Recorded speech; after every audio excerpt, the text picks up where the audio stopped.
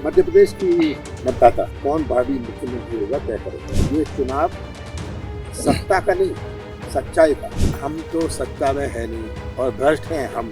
ये सत्ता में हैं, इतना खर्चा कर रहे हैं और ये हैं ईमानदार।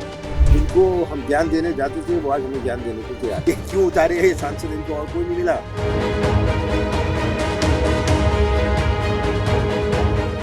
नमस्कार, मैं हूं ब्रजेश राजपूत। मध्य प्रदेश में कांग्रेस ने सत्ता में वापसी की जिम्मेदारी आला कमान ने जिस शख्स को दी है वो हमारे साथ हैं, मध्य प्रदेश के पूर्व मुख्यमंत्री और मध्य प्रदेश कांग्रेस कमेटी के अध्यक्ष श्री कमलनाथ जी। कमलनाथ जी, आपने चुनावी उससे हमको वक्त दिया। मैं और मेरे सहयोगी आशीष दोनों आपसे कुछ सवाल पूछेंगे। सर, आप पूर्व मुख्यमंत्री तो मध्य प्रदेश के हैं और आपके कार्यकर्ता आपको भावी मुख्यमंत्री भी बोलने लगे हैं, तो क्या आप भी अपने आप को भावी मुख्यमंत्री मान रहे हैं, और मान रहे हैं तो इसकी क्या वजह है?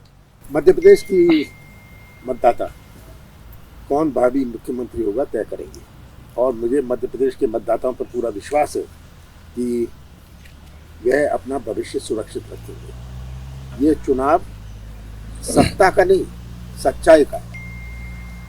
और मुझे पूरा विश्वास है कि जो प्रदेश की तस्वीर है आज, जहां हर वर्ग परेशान है, भटकता नौजवान, हमारा दुखी किसान, हमारा छोटा व्यापारी, आज सब ये देख रहे हैं। तो इस चुनाव में मध्य प्रदेश के भविष्य का फैसला होगा, केवल एक उम्मीदवार या केवल एक पार्टी का फैसला नहीं होगा। सर, दिग्विजय जी ने 130+ का मिशन दिया, अरुण यादव कह रहे थे 150। बीजेपी क्लेम कर रही है 2003 की परफॉर्मेंस वो रिपीट करने जा रही है। आप कोई आंकड़ा दे सकते हैं? देखिए, मैं शिवराज सिंह नहीं कि मैं कहूँ 2003 का परफॉर्मेंस होगा।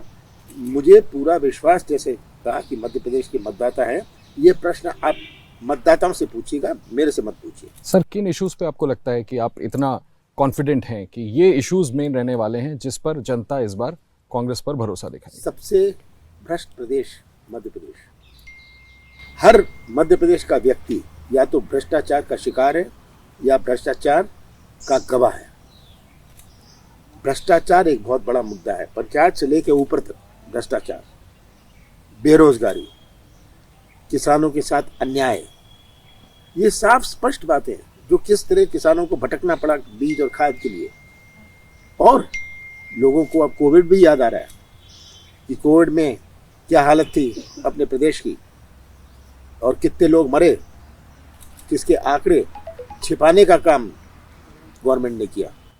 अंत में तो ये आंकड़े सब सामने आ गए। सर, भ्रष्टाचार पे तो उल्टा प्रधानमंत्री आप लोगों को घेरते हैं कि ये आपकी पार्टी को पर भी आरोप लगाते हैं और आपके इंडिया अलायंस पे भी कहते हैं भ्रष्टाचारियों का वो है। अरे, हम तो सत्ता में है नहीं और भ्रष्ट हैं हम।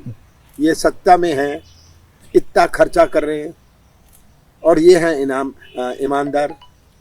ये तो मजाक। आप कोई सोचते हैं जनता इन पर विश्वास करती है? सर, ये जो चुनाव के राज्य होते हैं वहाँ पे ईडी के छापे पड़ने लगते हैं। राजस्थान में पड़े, दिग्विजय सिंह कह रहे थे कि मध्य प्रदेश में कुछ दिनों में पड़ने वाले हैं। आप क्या सोचते हैं? क्या मैं इसकी जानकारी नहीं रखता। हाँ, मुझे ना तो इसका डर है, मैं क्यों जानकारी रखूँ। सर, ऐसे मध्य प्रदेश में चल रहे हैं चुनाव है, मगर ऐसा लगता है कि शोले फिल्म चल रही है, जय वीरू की बात आ रही है और आपने किसी को गब्बर सिंह कहा किसी को। देखिए, ये सब चीज़ें चलती हैं चुनाव में, ये सब चीज़ें चलती हैं क्योंकि सब अपनी बात कहते हैं तो मजाक भी होता है। सर, ब्रजेश जी ने ईडी वाली बात कही थी, मैं बस उससे एक सवाल और पूछना चाहता हूँ, क्योंकि आपने कहा कि आपको इस बात का भय नहीं है। मैं पूछना चाहता था, आपको इस बात का डर तो नहीं है कि ईडी की एंट्री अब मध्य प्रदेश में भी हो सकती है? देखिए, अगर कोई राजनीति करेंगे वो करेंगे, जिससे हर चीज़ों का उपयोग करेंगे।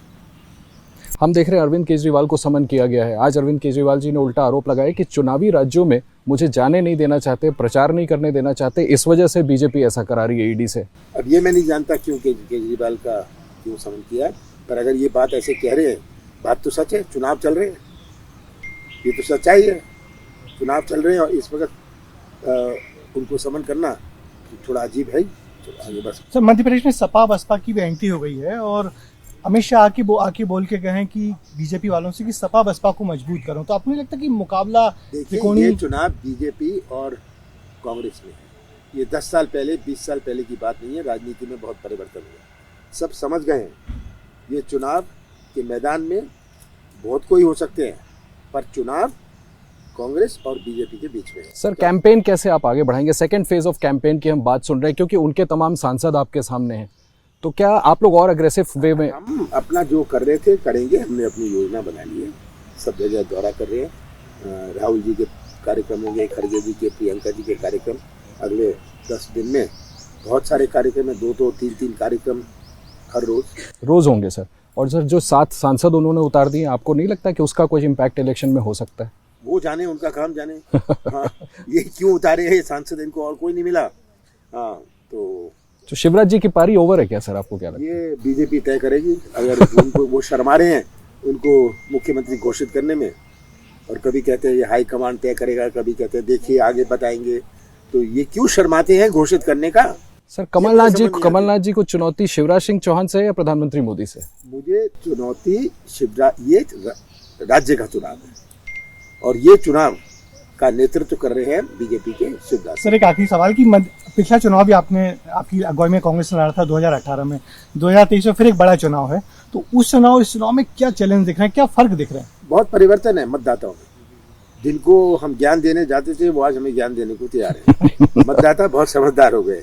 मैं तो 44 साल से चुनाव लड़ रहा हूँ, जीत रहा हूँ, तो मैं देख रहा हूँ राजनीति में कितना परिवर्तन हुआ है। सर लास्ट टाइम आपका स्लोगन था वक्त है बदलाव का, तो क्या इस बार भी वक्त है बदलाव का है या कुछ और?